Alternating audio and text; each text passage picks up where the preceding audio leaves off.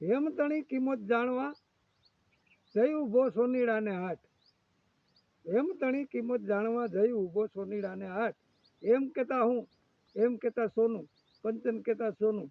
આ એમનો જે દાગીનો હતો, જે સોનાનો દાગીનો હતો, એની કિંમત જાણવા માટે સોનીના હાથ ઉપર જઈને ઊભા. બરાબર કે હેમતણી કિંમત જાણવા જઈ ઊભા સોનીડાને હાથ, પાહો લઈને પરખ કરી તોય વાલ એને ન સમજાય, એને વાલ એને ન સમજાય. એટલે સોનીની દુકાને જઈ અને જે દાગીનો હતો એ દાગીનો એમને બતાવતા એ પાહો લઈ અને એની પરખ કરે છે.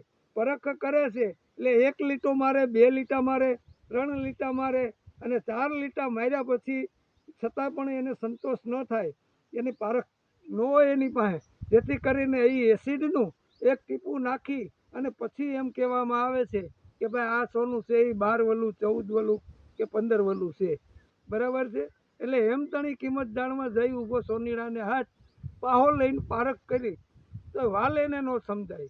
એનું એ જ એમનો દાગીનો જે છે, જે સોનાનો દાગીનો છે, એ પારખ પુરુષ પાસે લઈ જતા કે હેમતણી કિંમત જાણવા હું તો જઈ ઊભો પારખ પુરુષને પાસ, હાથમાં લઈને જણાવી દીધું 16 વાલને 1 રતી બાદ.